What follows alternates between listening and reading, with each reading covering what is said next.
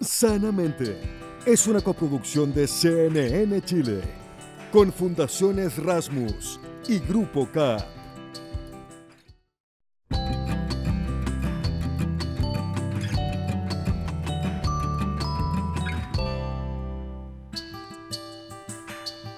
Hola, ¿cómo están? Bienvenidos y bienvenidas a Sanamente. Como siempre traemos tantas novedades e invitados asombrosos. Vamos a hablar hoy con la experta de la Universidad de Oxford, Anna Mackin, que se dedica específicamente al estudio del amor y de las relaciones humanas. También abordaremos el trastorno autista. Es algo a veces difícil de identificar y de reconocer. Y necesitamos también conocer cómo va ese espectro que es tan amplio y en torno al cual se sabe poco, sobre todo en la población de mujeres. Hablaremos además sobre la población de universitarios, que aunque ustedes no lo crean, es una de las poblaciones que también ha sido más afectada por los efectos de la pandemia en materia de salud mental, pero además tiene otros elementos de entorno que los hace aún más vulnerables que aquellas personas que no están en la universidad y tienen la misma edad. Hoy vamos a hablar de muchos temas muy interesantes y es así como comienza otro capítulo de Sanamente. Hay una certeza que tenemos los humanos desde que nacemos y es que vamos a morir. Es tan obvio, es tan natural y sin embargo nos cuesta tanto relacionarnos con la muerte. ¿Qué hacemos en este momento para aprender a morir bien, a relacionarnos bien con el duelo? De eso hablaremos en la siguiente nota.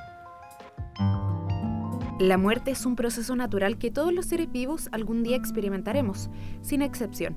Pero a pesar de que tenemos esa certeza, nos es lejana o extraña. No se habla lo suficiente de su existencia. La muerte es algo tabú. La muerte de una otra forma no es algo que nosotros integremos en el día a día, sino más bien algo que nos molesta, nos duele y que a diferencia de otras culturas no tiene lugar ni en las conversaciones y por lo tanto se hace cada vez una cosa que nos molesta, nos afecta, pero no nos queremos hacer cargo de ella. Hay una necesidad de entender la muerte no como algo negativo, no como un fracaso médico, sino como algo que es parte de la vida, del proceso normal del cual todos nos vamos a ver enfrentados alguna vez. En otras culturas, la muerte está siempre presente. En México se celebra el Día de los Muertos y en el budismo es solo el principio de otra vida que se irá repitiendo hasta llegar al nirvana. En nuestra sociedad está el anhelo de la vida eterna, vernos más jóvenes y evitar pensar en la vejez o el dolor. Pero la pandemia nos recordó su presencia y nos llevó a cuestionarnos la forma en que veníamos haciendo las cosas. El COVID nos llevó a un extremo, ¿no es cierto? Veíamos esas imágenes de soledad, veíamos cómo tuvimos que los equipos que adaptarnos para poder brindar acompañamiento a través de tecnología y eso como que nos dio un reflejo, decir, a ver, la sociedad no puede estar así. Y desde ahí, en el fondo también vislumbró el tema de la muerte, lo puso, ¿no es cierto?, sobre el tapete y además que nos sensibilizó porque todos estábamos expuestos a poder tener la muerte más cercana. Acompañar es la acción clave frente a la experiencia de la muerte. Una dula es una persona, generalmente mujer, que acompaña en el proceso de la maternidad, pero también hay otras que nos preparan para el término de nuestras vidas. María Ignacia es enfermera de profesión y su trabajo la llevó a darse cuenta de una necesidad mayor en los pacientes terminales. Tú acompañas a la persona, educas a la persona y a su familia, contienes. Durante el proceso de muerte en sí, tú estás ahí, eres presencia, acompañas, claro, ritualizas si es que ellos están de acuerdo. Pero la muerte no solo está al final de la vida, es un tema que es necesario traer al futuro, hacerlo parte del día a día, es aprender a morir. Como que hay un ejercicio que siempre hago de hacerse las 3 preguntas, como ¿estoy preparado para morir hoy? ¿Soy la persona que quiero ser? ¿Estoy llevando la vida que quiero vivir? Ser conscientes de esta impermanencia nos ayuda a vivir mejor, como mayor plenitud nuestro día a día. Todos hemos escuchado alguna vez la frase «el diagnóstico de cáncer me cambió la vida», pero ¿qué pasa si pudiésemos hacer ese cambio antes? Un ejercicio es a través de las voluntades anticipadas. Es un documento en el que tú haces una revisión de tu vida y qué es lo que quieres dejar en esta vida. Entonces es súper lindo hacer ese ejercicio y hacerlo constantemente, como no solo una vez, sino que es algo que yo digo que vamos haciendo todos los años para el cumpleaños o no sé, para el año nuevo, no sé, pero darle como un espacio para hacerse todas estas preguntas.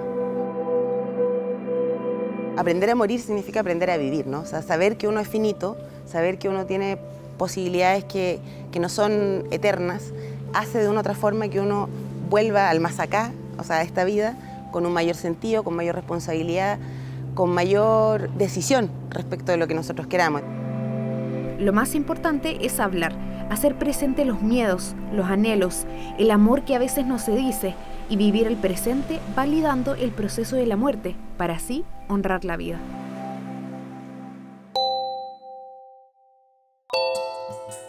El amor es uno de los sentimientos que nos define como humanos. Lo representamos además una y otra vez en el cine, en el arte. Tratamos de observarlo en otros, en relaciones humanas que admiramos. Lo experimentamos también, es ese privilegio. Queremos amar y queremos ser amados.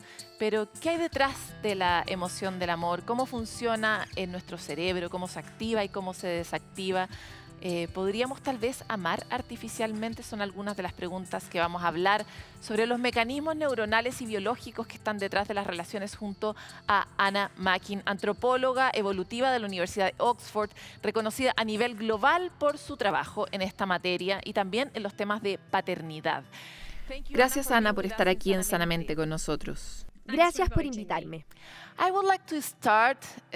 Me gustaría comenzar hablando sobre el amor, pero específicamente acerca de una charla TED que hiciste y el título es «Tenemos que cambiar la conversación sobre los padres». ¿Por qué crees eso? Creo que particularmente donde vivo, no sé cómo es en Chile, pero tenemos una visión inexacta sobre lo que es en realidad la paternidad. Cuando empecé a estudiar este tema hace 15 años atrás, pensábamos a los papás como padres secundarios, que no tenían instintos paternales como las madres y que no desarrollaban una relación especial o vínculo con sus hijos de la misma manera en que una madre sí lo haría. Y realmente no había algo que demostrara en los niños un desarrollo académico o emocional. Y desde que estamos en esta investigación hemos derribado muchos de esos mitos sobre la paternidad. Quería cambiar la conversación, particularmente con lo que vemos en los medios, que es que los padres están ausentes o que son inútiles, no muy buenos en la crianza. Y quería cambiar eso en mi entorno y realmente observar cómo son los padres hoy. ¿Y qué encontraste? ¿Qué mitos derribó tu investigación? Bueno, lo primero es que los padres tienen el mismo instinto que las madres. Siempre observamos a la maternidad como un proceso biológico por el embarazo, pero no podemos imaginarlo en los papás porque nada cambia realmente para ellos. Y lo que encontramos es que los hombres pasan por los mismos cambios cerebrales y hormonales que las mujeres atraviesan cuando se convierten en madres por primera vez. Y todo eso para asegurarse que los padres están igualmente biológica y psicológicamente preparados para ese rol. Ese sería uno de los primeros mitos que derribamos. Me gustaría entrar en ese tema. No depende de cómo el padre se relaciona con la paternidad. O sea, me refiero a que usualmente las madres están muy cerca de sus hijos, mientras los padres a veces están en una isla muy lejana. ¿Tus conclusiones respecto del cerebro y cómo este cambió luego de que los padres se involucró más? ¿Era sobre padres que estaban lejos o cerca? ¿Esos cambios solo suceden por tener un hijo? ¿Esos cambios biológicos? No es solo saber que tengo un hijo. No funciona si tú estás en una isla a miles de kilómetros y alguien te dice que tuviste un hijo. No, no funciona así. Tienes que tener contacto con él, de alguna manera. No tienes que vivir con él, no tiene por qué ser así de regular. En distintas culturas y sociedades, los padres no necesariamente viven con sus hijos, pero aún así encontramos estos cambios hormonales, en particular una baja en la testosterona, que es la hormona masculina, y estos cambios cerebrales. Entonces, los padres pasan por esos cambios a través de la interacción con sus hijos. ¿El contacto es el vínculo? Sí, el contacto es importante, y a partir de ese contacto es que se construyen estos lazos y vínculos muy profundos. Y en las madres, ese vínculo comienza y se puede explicar por las hormonas que empezamos a secretar una vez que estamos embarazadas y tenemos un hijo. ¿Pero en los padres es lo mismo? tarda un poco más en padres, generalmente porque los papás pasan menos tiempo en contacto con sus bebés. El embarazo en particular y amamantar a tu hijo producen muchas hormonas que ayudan a generar estos lazos. Las mujeres tienen esa ventaja cuando se trata del aspecto hormonal. Pero, ¿qué sucede con los padres? A medida que más interactúan con sus hijos, que más tiempo pasan con ellos, estas hormonas se empiezan a producir. Por ejemplo, una cosa particularmente importante que los papás hacen con los bebés es el contacto a través del tacto. Si estás bañando a un bebé o le estás haciendo masajes, y con los bebés que son un poco mayores también, cuando los padres juegan con sus hijos, obtienen esta maravillosa cantidad de hormonas. Entonces, ¿puedes provocarlo?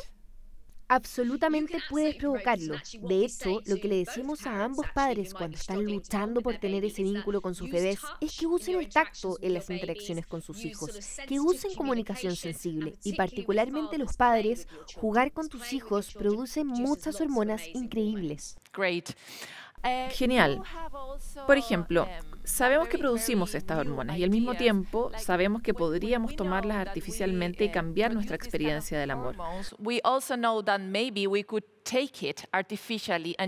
¿Podrías explicarnos qué opinas sobre provocar nuestras experiencias de amor artificialmente?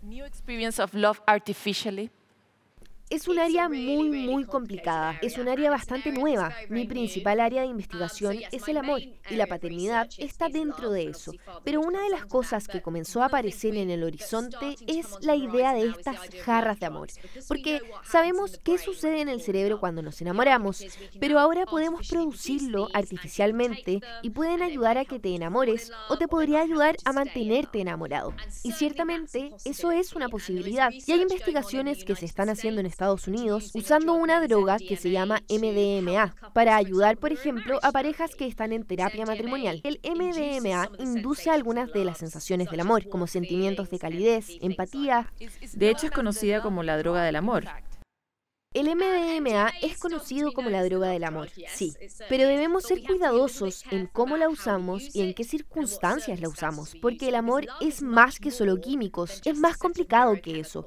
Estas drogas ayudan particularmente si están lidiando con problemas al experimentar el amor o mantenerse enamorado, pero tenemos que ser cuidadosos bajo qué condiciones se lo damos a las personas. Ese es un muy buen punto. ¿Qué es el amor? Por favor, dinos. What is love? Please tell us. Es una pregunta muy difícil. Es de hecho la pregunta principal de mi investigación, que lleva cerca de 2 décadas. El amor es realmente complicado. Tiene 2 principales orígenes. Primero el biológico, las hormonas, la química cerebral, la genética y la psicología. Y por otra parte, tenemos el lado social del amor que tiene que ver con la cultura, la historia, la religión y la política. Y la mirada que tengan del amor en tu país. Si juntas esos factores, calzan en la experiencia sobre el amor de alguien. Todos tenemos experiencias distintas con el amor, porque todos esos elementos que calzan en esa experiencia son diferentes. Entonces, esa es la razón por la que digo que contestar tu pregunta sobre qué es el amor es difícil, pero al mismo tiempo pienso que porque es complicado, es asombroso. Sí, es asombroso y es único, o al menos pensamos que lo es. ¿Podrías darnos la receta? Quizás es un poco de MMA, una buena conversación, no sé. ¿Qué ingredientes son parte, finalmente, de una buena experiencia de amor? What kind of ingredients has a good experience of love? Una buena experiencia con el amor ciertamente involucra el tacto. Es reírse con tu pareja, divertirse con tu pareja. Sabemos que el amor o las hormonas relacionadas con el amor en tu cerebro se liberan a partir del tacto, de amar, cantar, de bailar, de tener una rica comida juntos. Todas estas cosas sabemos que traen esta inundación de amor en tu cerebro y te sientes más cercana a la persona con la que estás. Ciertamente hay una receta para el amor y podemos decirle a la gente ciertos comportamientos o cosas que hacer con tu pareja o con sus familias para hacerlos sentir más enamorados. Pero la mayoría tiene que ver con estar juntos en la misma habitación y usar el tacto, la risa e intentar pasar un buen rato con la persona que amas. I want to return to the drug part because Sí, me gustaría volver sobre el tema de las drogas. Existen estos nuevos experimentos sobre psilocibina, que es el compuesto que está dentro de los hongos mágicos. ¿Conoces esta investigación, no? The fungus, do you know that, the research? And this kind of chemical, Bueno, sabemos que este compuesto te permite vivir una experiencia profunda, como de sentirte parte de todo. Comprendes los vínculos con la naturaleza y también los que tienes con otras personas. Experimentas la sensación de sentirte una pequeña parte en un universo. you get more, you live the feeling of being just a little part Es, of en términos everything. valóricos, So una experiencia muy it is, significativa. in terms of the values, something very strong for people to live. Tratando de llevar esta conversación a esta nueva droga de la que estábamos hablando, el MDMA. ¿Cómo podría ayudar el usar estas drogas y tenerlas disponibles en circunstancias especiales de terapia, por ejemplo, bajo la supervisión de un médico? Absolutamente. Y esa es la discusión que tenemos de momento en cómo debe ser usada. Ciertamente, pensemos en que estás yendo a terapia matrimonial porque tu relación no está bien. Y seguido terminamos en lugares así porque estamos peleando, porque nos negamos a ver el punto de vista del otro, porque no sentimos un amor muy profundo o no sentimos empatía por él. ¿Qué puede hacer el MDMA u otras drogas? Es que pueden aumentar tu sensación de empatía por el otro. Te pueden ayudar a detenerte, a entender desde dónde viene la otra persona. Reduce, por ejemplo, la agresividad o incrementa sensaciones como la confianza y la cercanía. Entonces, en esa habitación con un terapeuta o un doctor dándote una pequeña dosis, eso abrirá tu cerebro a tal vez sentirte más cercana a esa persona o estar listo para escuchar el por qué no era feliz, de la misma manera en que te escucharán a ti. Ese es, más o menos, el ambiente en el que imagino mi trabajo. That's very interesting because in the other side we live in a society. Es muy interesante porque por otra parte vivimos en una sociedad muy estresada, con mucho cortisol, todo el tiempo con estas barreras que no nos permiten tener una conexión efectiva con otras personas. De hecho, tenemos muchas dificultades para llegar al otro lado, conectar con el otro. En tu experiencia, ¿qué más podemos hacer para cambiar estas relaciones de amor moderno que son tan difíciles y comunes ahora en nuestra vida? That is so hard and is so present right now in our common lives. Es muy difícil. Creo que la vida moderna no hace más fácil mantener nuestras relaciones y cómo evolucionamos para mantenerlas.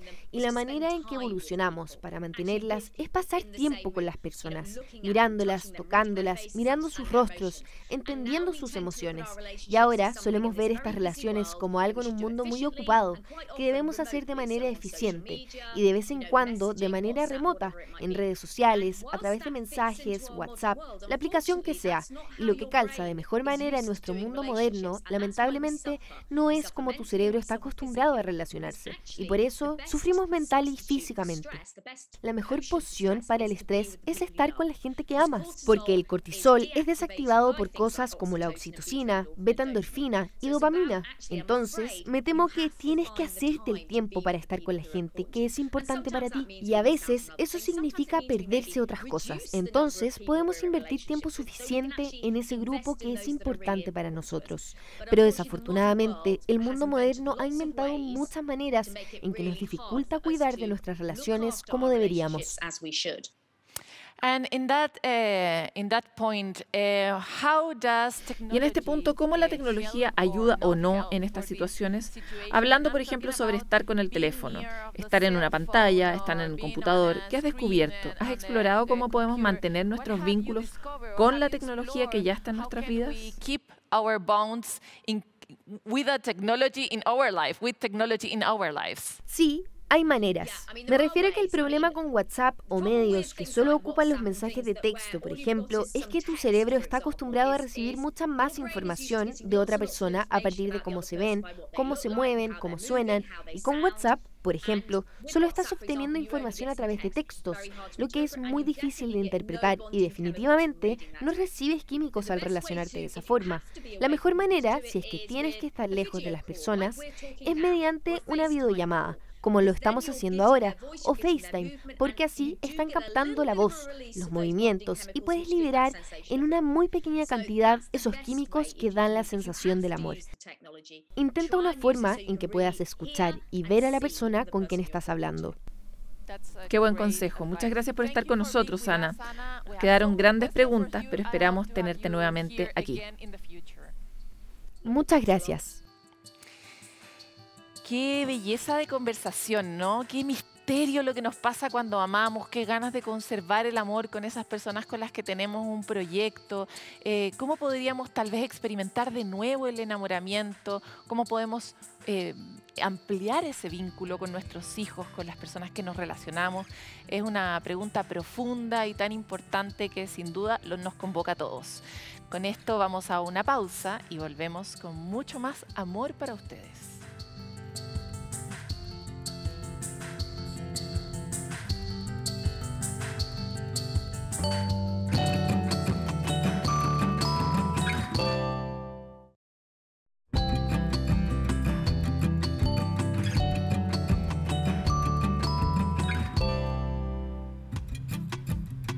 El trastorno del espectro autista puede tener distintas manifestaciones, puede tener problemas sociales, puede ser a través de problemas comunicacionales o conductuales. ¿Cómo estos trastornos afectan a las personas y también a los entornos en los que estas personas se desempeñan? Es uno de los temas que vamos a abordar en esta siguiente cápsula, donde la experta Marcia Olaverri, subdirectora de MIDAP y académica de Psicología de la Universidad Católica, nos cuenta. El trastorno del espectro autista, más comúnmente conocido como TEA, es una dificultad persistente, o sea que se mantiene en el tiempo, en la comunicación social y en las interacciones. Específicamente lo que vemos en las personas que tienen ese diagnóstico es a veces un rezago en el desarrollo del lenguaje, dificultades para iniciar intercambios sociales con otros. Vemos también mucha rigidez frente a los cambios. Y también otro elemento importante y muy frecuente en el TEA es la hiper o la hiporreactividad. El autismo varía dependiendo de la edad de las personas y de su nivel de desarrollo. Entonces se piensa como un espectro, porque se define el nivel de gravedad en función de qué tan adaptada está esa persona al mundo. Su origen es temprano.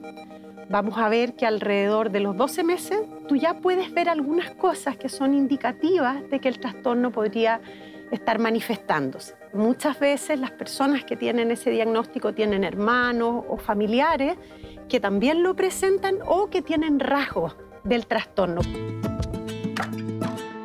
La gente tiene que dejar de pensar que esto se le va a pasar y que esperemos unos años y ahí lo evaluamos. Mientras antes uno lo evalúa, mejora el pronóstico y la recuperación.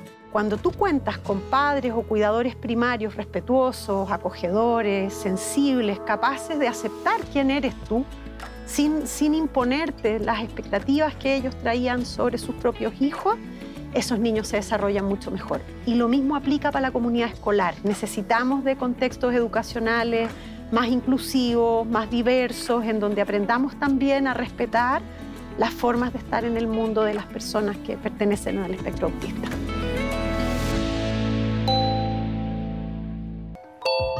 Bueno, la meditación, la respiración y el ritmo son las claves de una técnica conocida como Sky y desarrollada por Ravi Shankar, una persona que ha sido nominada 5 veces al Premio Nobel de la Paz y que nos entrega estas pequeñas herramientas para llevar una cotidianidad más armónica. ¿De qué se trata la técnica? Se los contamos en esta nota.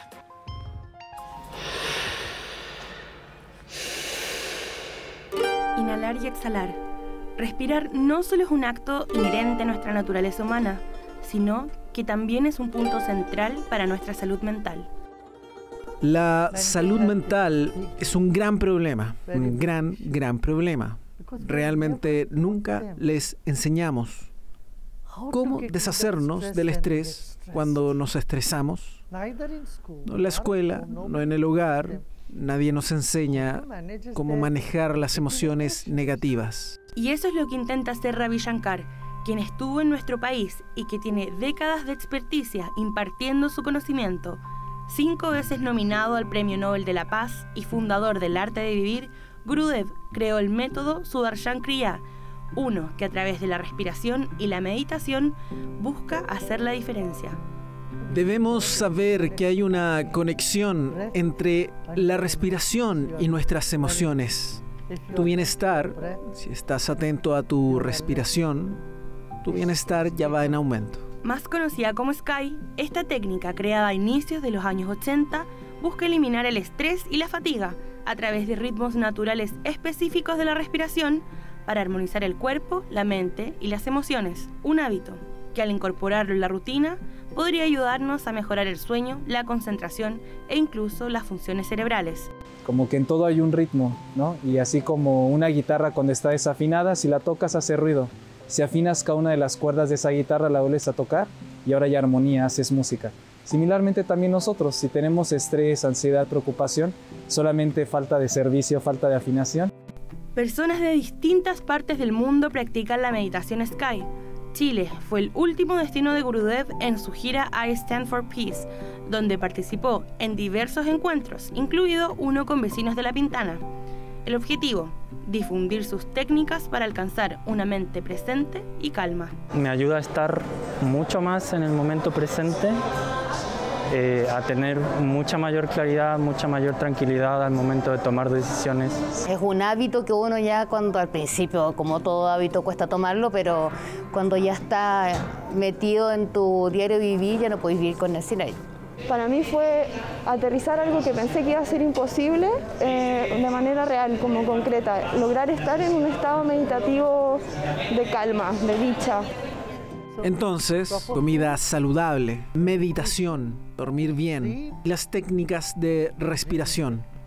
Eso hará la gran diferencia. Calma vinculada a la respiración rítmica. La conexión entre las emociones y nuestra respiración.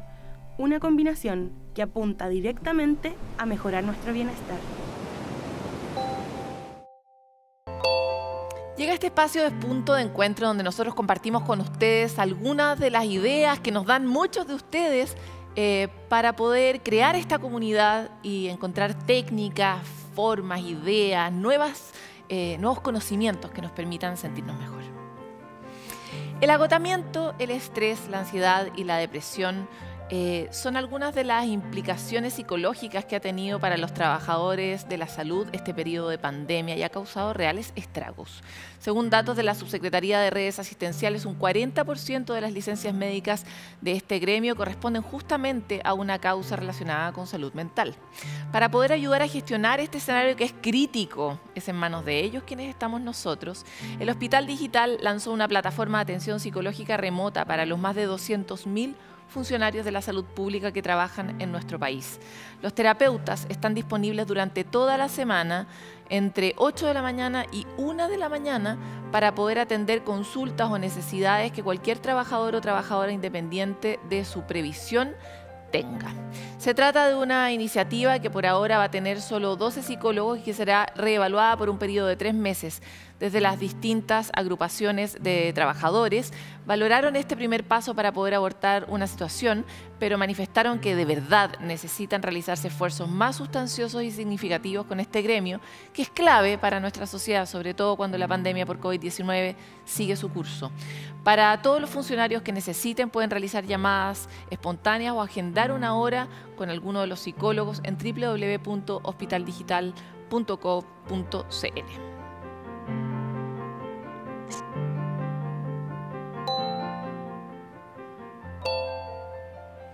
Muchos estudios, y la vida misma, nos demuestran que una crianza presente entrega muchos beneficios para los niños y niñas. Padres o tutores comprometidos y afectuosos aportan realmente una mejor autoestima, más habilidades sociales e incluso cognitivas y un mayor bienestar psicológico general. Esto tendría una mayor relevancia en el cuidado de niños y jóvenes con discapacidad intelectual. Según una investigación de la Universidad de los Andes con el Instituto Milenio para la Investigación del Cuidado, el estilo de crianza influye directamente en aspectos tan importantes como la autonomía y la autodeterminación. El estudio analizó 83 familias chilenas que entregaron información sobre la crianza de sus hijos e hijas de entre 4 y 18 años con discapacidad intelectual. Los resultados muestran que los niños que tienen padres más involucrados tienen mejores conductas en áreas sociales y prácticas. Además, la investigación confirma que el tipo de relación de los padres y madres con sus hijos es el mayor predictor de conductas adaptativas, lo que impacta en la calidad de vida de estas personas durante su adultez. Por eso es fundamental adoptar crianzas asertivas y positivas para que los niños con discapacidad intelectual vivan un futuro con más autonomía y autodeterminación. En general, es importante ser consciente del impacto que tiene la paternidad y la maternidad sobre la vida de nuestros hijos e hijas. Es clave en cualquier condición el amor y el cuidado que se entrega a un niño o a una niña.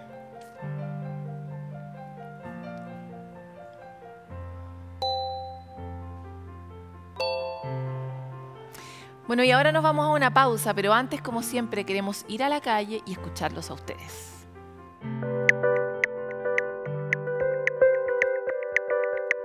Mi nombre es Matías Fernández. Ahora precisamente no estoy cursando ningún estudio, estoy bien en la nada existencial ahí en el limbo, pero existiendo como en la misma desocupación que hay ahora, o la que estoy pasando yo por este momento. Claro, ha sido como un proceso en el que me he llegado a conocer mucho a través de como esa autoanálisis, yo creo. Que se han dado como esas instancias que quizás antes no habían, y quizás si uno las sabe aprovechar de buena manera, tomar ese espacio como para llevarlo a algo positivo, no encerrarse tanto como a uno mismo con sus pensamientos o lo que sea que esté pasando a alguien. Yo creo que es importante igual encontrar personas de confianza con las que uno pueda hablar, y todo ayuda. A mí, por lo menos, hablando de mi experiencia personal, me ha ayudado y lo recomendaría así.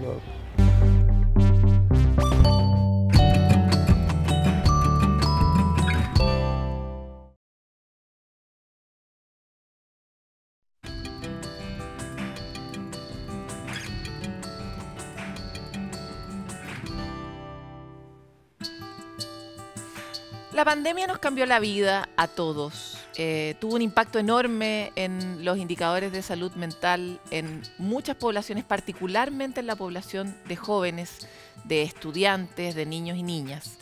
Y hoy estamos en esa salida después de la pandemia, donde suponemos que eso va a tener un impacto positivo, pero sin embargo, también la pandemia fue una lupa que nos permitió mirar algo que a veces estaba demasiado abajo.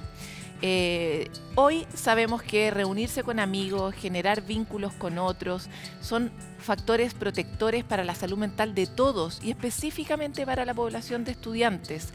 Hoy queremos hablar sobre un estudio que se realizó para observar en qué están hoy día los universitarios, las universitarias, cómo se sienten emocionalmente, y para eso invitamos al psicólogo Álvaro Jiménez, académico de la Universidad Diego Portales y también investigador de un núcleo que se dedica específicamente a esta población, IMAI, que nos ha acompañado muchas veces antes en Sanamente. Muchas gracias, Álvaro, por estar aquí.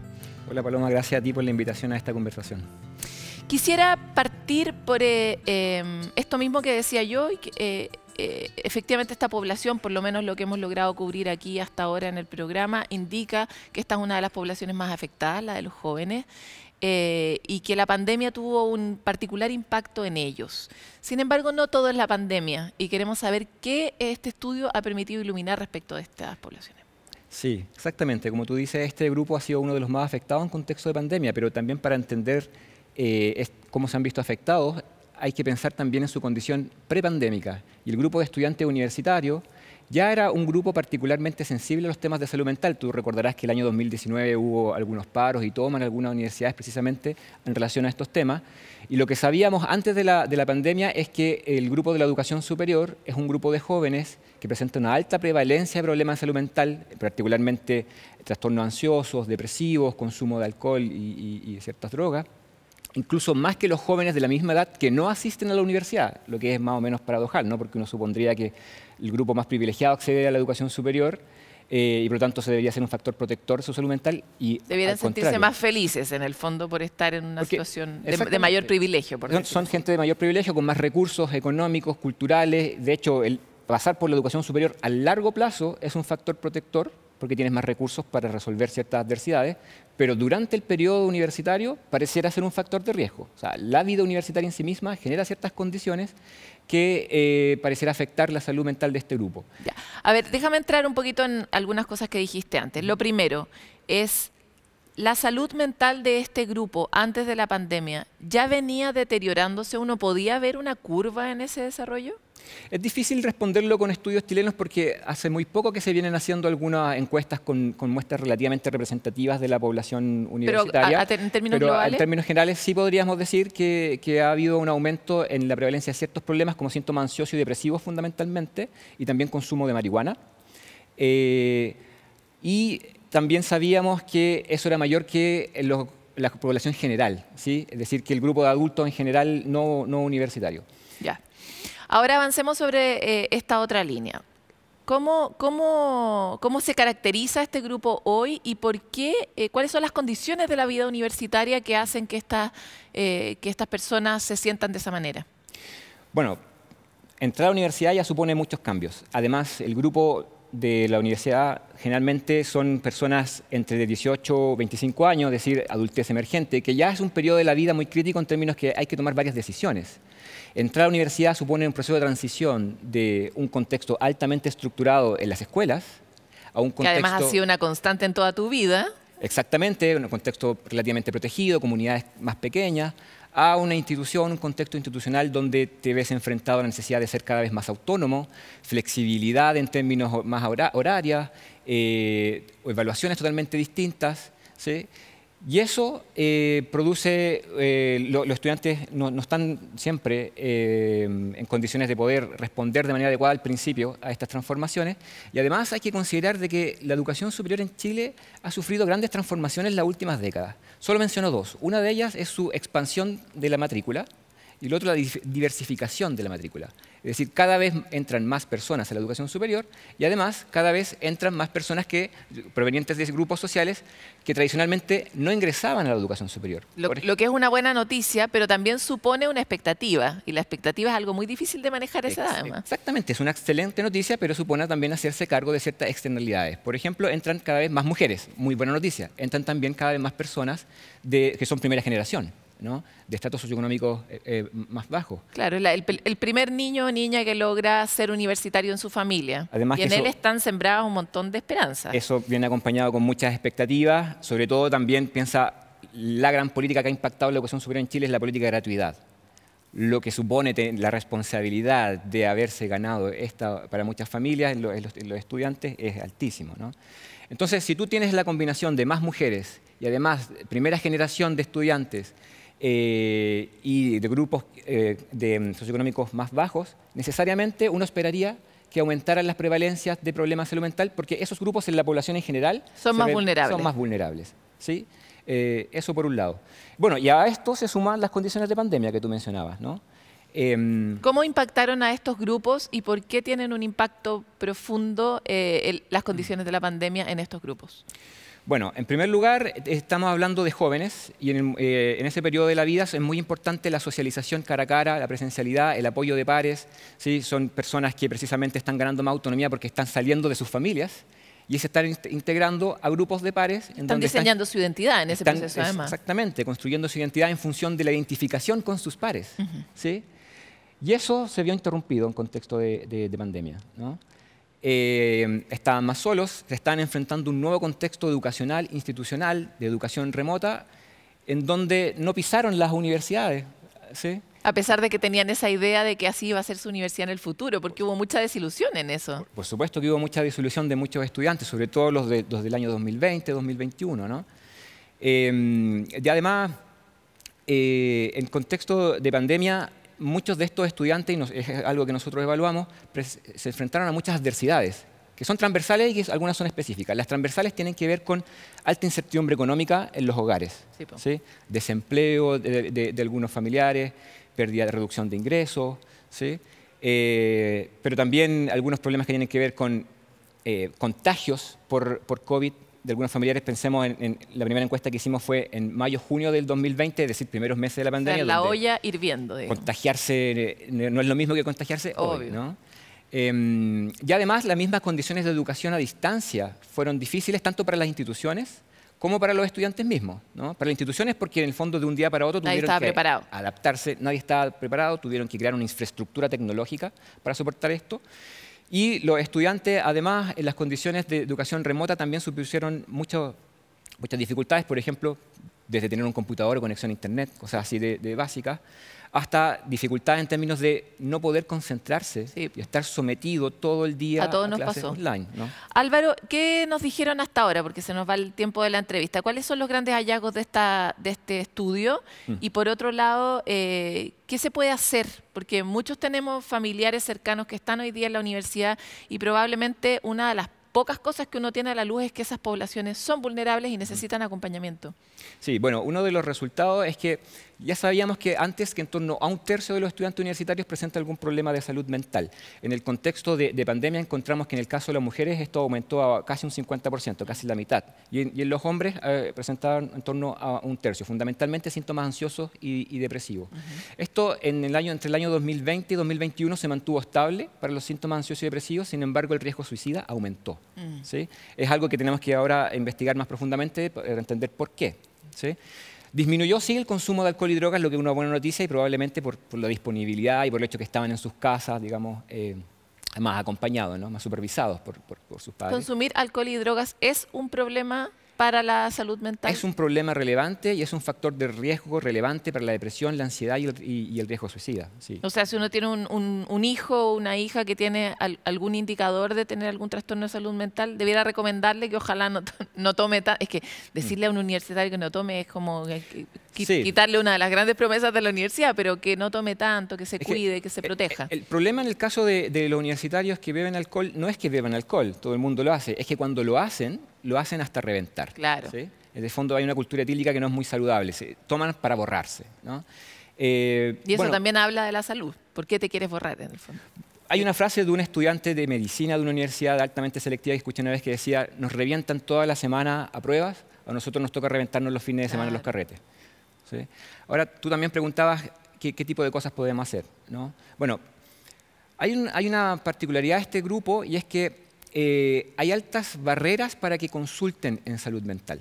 Algunas de ellas son de carácter estructural y tienen que ver con la disponibilidad de servicios en las instituciones, que sin duda en eso todavía podemos avanzar bastante, pero otras que son de tipo actitudinal y que son incluso más relevantes. Por ejemplo, la principal barrera para que un estudiante que presenta problemas de salud mental hoy acceda a tratamiento es que cree que puede resolver su problema por sí mismo.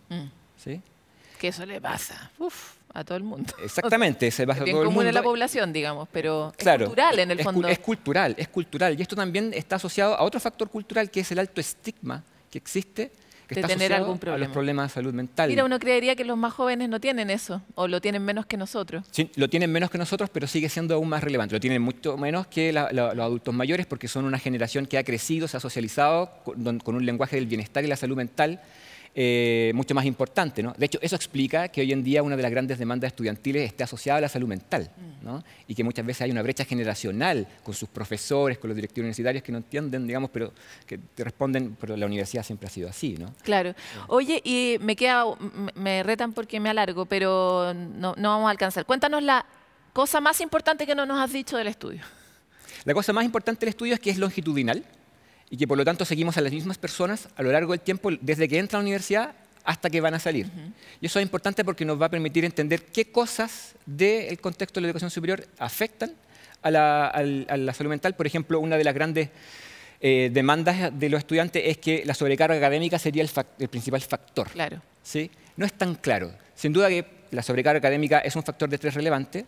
6 o 7 de cada 10 estudiantes percibe alta o muy alta carga académica en la universidad, pero no es tan claro que se asocie directamente al problema de salud mental. Y otra cosa muy relevante es que los síntomas comienzan mucho antes de entrar a la universidad. A ver. Los síntomas ansiosos y depresivos comienzan en torno a los 14, 15 años. ¿Ya? Es decir, que se trata de jóvenes que ya arrastran ciertas vulnerabilidades antes de entrar a la... ¿Cómo las podemos identificar los papás? Bueno, como también lo pueden identificar los mismos estudiantes también, ¿sí? En principio.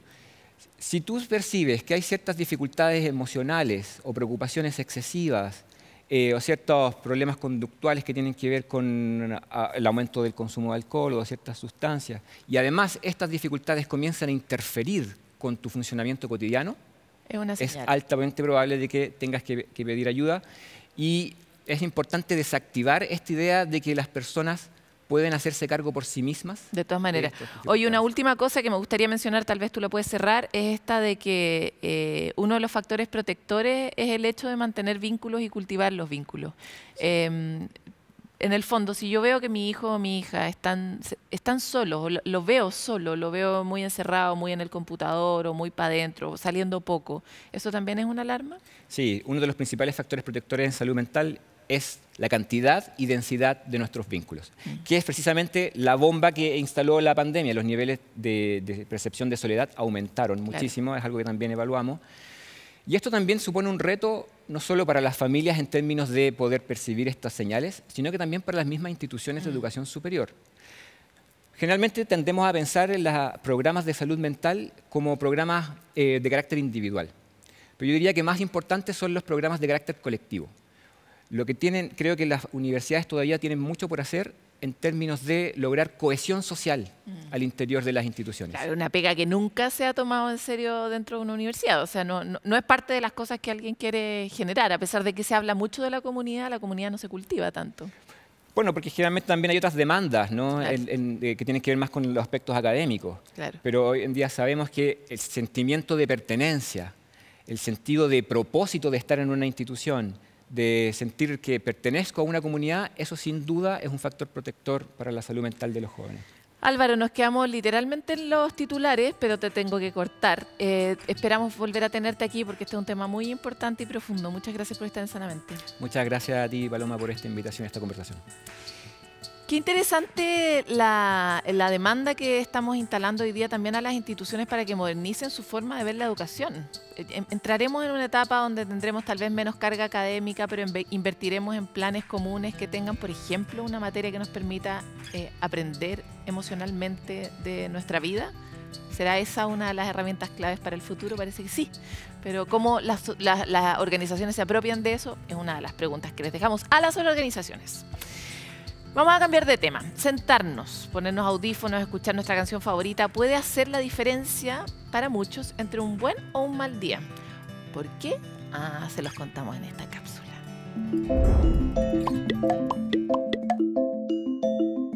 Alguna vez Bob Marley dijo: "Cuando la música te alcanza, no sientes dolor". Y al parecer algo de razón tenía el cantante jamaicano, y es que sea cual sea el género, un buen pop, rock o reggaetón, puede ayudar a tu mente. Más allá del rol que cumple para entretenernos, la música puede ser un factor clave para desarrollar una salud mental saludable. En estudios de neuroimagen se ha demostrado que escuchar música estimula las conexiones en muchas partes del cerebro, donde se involucra la emoción, la cognición y la recompensa. Actualmente, el uso de la música es ampliamente reconocido por la neurociencia. Sin ir más lejos, la musicoterapia usa música en terapias para estimular cambios positivos en el estado de ánimo y el bienestar general. Además, investigaciones han demostrado que la música tiene un impacto en la secreción de sustancias químicas del cerebro, como la dopamina, que se relaciona con los sentimientos de placer, y también con la oxitocina, que es la hormona del amor. Entre los efectos positivos de la música se encuentran la elevación del ánimo y la motivación, reducción del estrés, reduce la ansiedad y la depresión, y también promueve el enfoque en diferentes actividades. La música puede ayudarnos a todos y todas, por lo que recuerda que al relajarte y simplemente escuchar algo que te guste, estás poniendo play a tu bienestar emocional. Bueno, llega el final de nuestro programa Sanamente y como siempre los queremos dejar invitados a mantenerse conectados en esta comunidad que hemos creado a través de nuestras distintas redes sociales, contándonos lo que le importa, lo que ustedes necesitan. Pero siempre, antes de partir, entregamos un espacio que crea de alguna manera comunidad. Esta vez es el turno del sitio Hablemos de TOC, un espacio colaborativo de intercambio de información y de psicoeducación sobre el trastorno obsesivo-compulsivo. Está abierta a pacientes, a padres, a familias, a profesionales. Toda la información la pueden encontrar ustedes en su página web www.hablemosdetoc.cl. Lo interesante de este espacio que ponemos al final del programa es la voluntad de generar una comunidad. Es un factor protector para todos nosotros saber que pertenecemos a la humanidad, a nuestro país, a unos grupos de interés, a un grupo de madres o un grupo de pacientes, ¿verdad? Al final, saber que estamos juntos es un elemento que para todos los humanos es una manera de abrigarnos, de acompañarnos y de pensar en un mejor futuro. Nos encontramos entonces en otro capítulo de Sanamente.